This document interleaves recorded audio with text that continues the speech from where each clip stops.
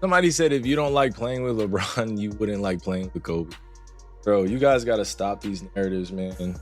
It's not that I didn't like playing with Bron, you guys. And, I don't want to go into detail about it. Some of y'all comments just be so asinine. Like when I was in Cleveland and I was a young player, I had no idea Bron was going to come. Kyrie Irving just flicked a spark that could burn down one of the most protected legacies the NBA has ever built.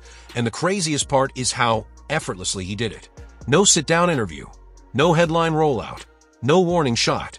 Just one sentence slipping out on a casual live stream. Unpolished. Unfiltered, the kind of moment you're not supposed to hear. And the second it landed, the internet went nuclear. You could feel it. LeBron fans snapped into full emergency mode like it was Game 7 and everything was on the line because they knew this wasn't coming from some random hater. This was coming from inside the house. The reason why I say I would have loved to play with Kobe because I would have loved to have started my career with, I love Cleveland, don't get me wrong. I'm appreciative of all the things that they've done for me, but at the same time, I would have loved to choose the franchise I wanted to go to. You know what I'm saying? I would have loved to develop next to some of my favorite players and some of my favorite people. Because being a young player, when you're on a team that's not winning a lot of games, there's a lot of bad habits that form. And that's what ended up happening to me when I was very young. I had a lot of bad habits. I was not a winner. I was not a loser.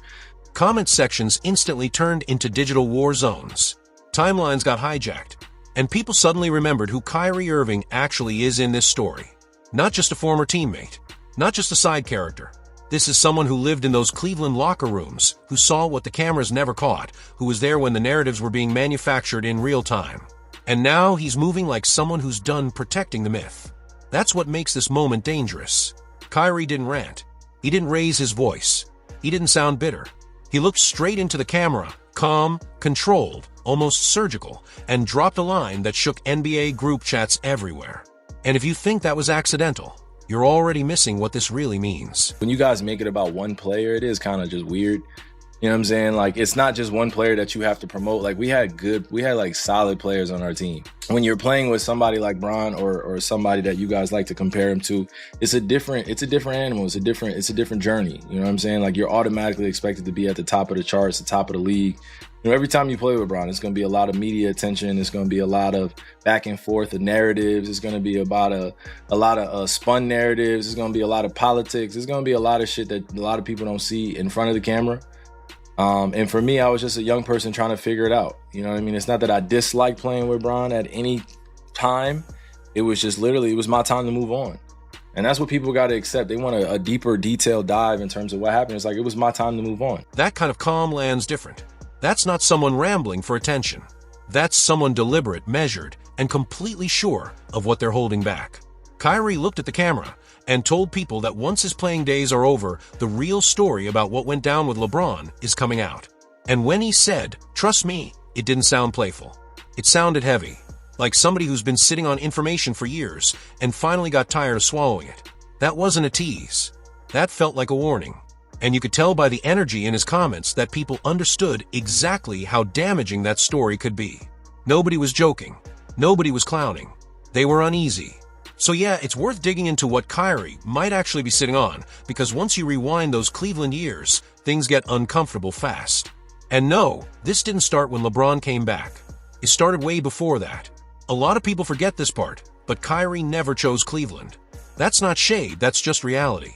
He was drafted number 1 in 2011 and dropped straight into a franchise still spinning after LeBron left for Miami.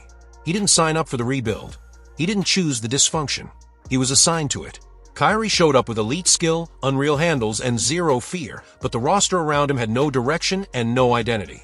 Night after night, he was carrying just to keep games respectable, even when the wins meant nothing. And here's the part Kyrie later admitted that flips the entire conversation. Those losing seasons forced habits on him he didn't even want. He wasn't playing selfish out of ego. He was playing out of survival. Somebody had to score. Somebody had to create. He became a one-man offense because there was no alternative, not because he wanted the spotlight. And just as Kyrie was breaking out of those habits, just as he was stepping into real leadership, everything flipped overnight. LeBron James announced he was coming back to Cleveland. In one move, Kyrie's entire trajectory got hijacked. Picture being 22, heading into your 4th season, the exact window when young stars usually become the face of a franchise. You survive the ugly years. You learn the hard lessons. You're finally ready to run your team. And then the biggest name in basketball walks in and instantly takes control of everything. Your spotlight gone. Your leadership role reassigned. Your growth paused, maybe permanently. That's how Kyrie's world changed in 2014. And if you actually listen to how Kyrie talks about that era, he never calls it a disaster, and he never directly attacks LeBron. But he keeps repeating one phrase that should make people listen closer. He says playing with LeBron is a different animal. Not in a hype way. More like a nothing works the way you expect anymore way.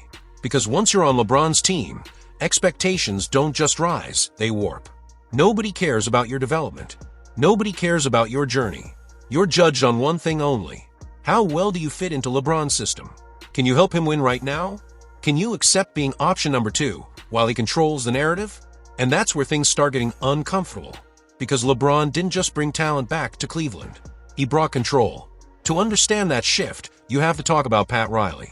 This is the part most people skip. Before Miami, LeBron was gifted but still raw. Emotional in big moments. Shaky under pressure at times.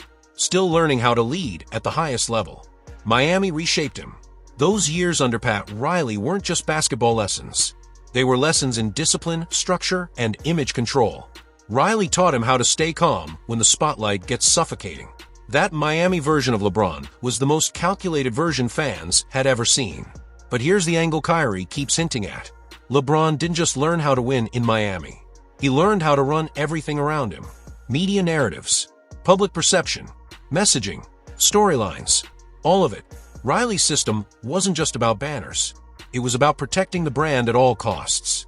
So when LeBron returned to Cleveland, he didn't come back as the same guy who left.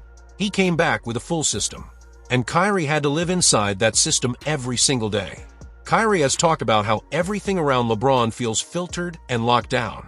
Nothing leaks unless it's meant to. He's hinted that things sound different off camera, that politics move quietly behind closed doors, and that the narrative always finds a way to protect one person above everyone else. And that's heavy, because at that point, LeBron wasn't just the leader. He was the center of a machine that shaped how every story was told. And when you're Kyrie watching that in real time, it stops feeling like a partnership. It starts feeling like you're a character in someone else's movie. Then came the moment that should have changed everything. Game 7 of the 2016 Finals. Kyrie Irving, 24 years old, steps back over Steph Curry and drills one of the coldest shots in NBA history. Cleveland finally wins its first title in over 50 years.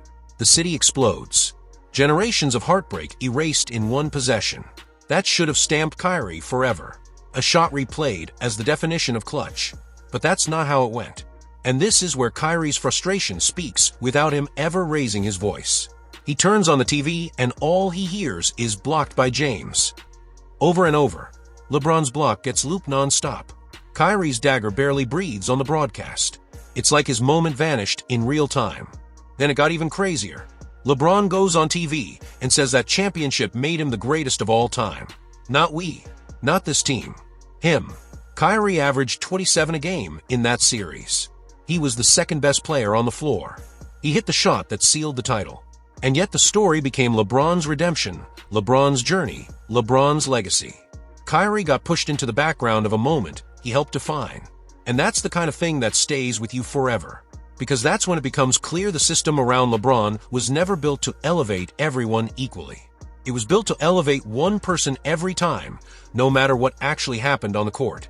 Once you see that, everything that followed makes sense. Fast forward to the 2017 Finals.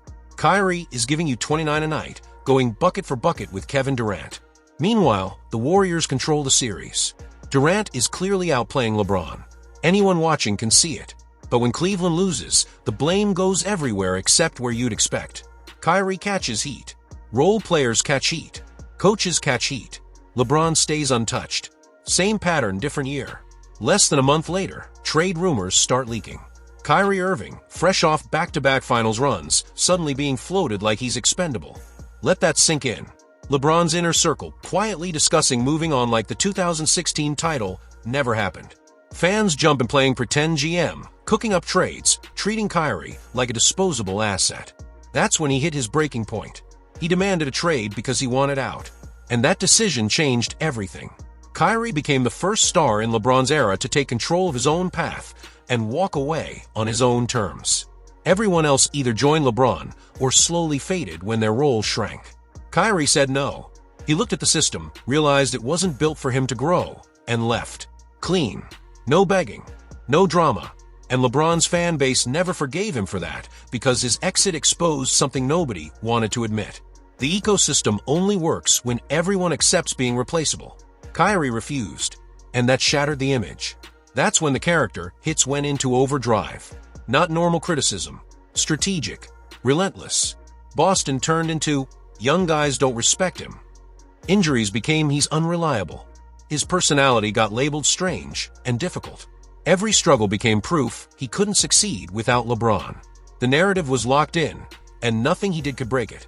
Then the pandemic hit, and things went nuclear. Kyrie made a personal decision about the vaccine, and the reaction went way beyond basketball. This wasn't debate. It felt like punishment, like payback for stepping outside the script. And a huge chunk of that anger came from LeBron fans acting like Kyrie's choice was an attack on LeBron's legacy. Through all of it, LeBron stayed silent. No support, no words, just silence while the pile-on continued. And that's exactly what Kyrie meant when he talked about politics. LeBron doesn't need to speak. The system moves for him. The narrative stays clean. He remains untouched. But here's the twist. Kyrie didn't fold. He went to Dallas and played the most locked-in basketball of his career. No chaos, no distractions, just hooping. He became a respected veteran, a steady voice. And for the first time, he found real peace. Even when Luka got traded to the Lakers, Kyrie didn't panic. He stayed focused and proved the narrative was never about his talent. It was about needing him to fail so someone else's story stayed protected. That brings it all back to that live stream. Kyrie wasn't talking just to talk. After years of silence, he made a promise. When I'm done playing, you'll hear the real story. And then he said something even colder. No one could ever live in my shoes. No one could ever say what they would have done. That's not anger. That's certainty. That's someone who knows things the world doesn't. So now the real question isn't if Kyrie will speak. It's what happens when he does. Because when someone who lived every moment finally tells it straight, legacies don't come out untouched. If this made you look at that era differently, hit subscribe and stay locked in.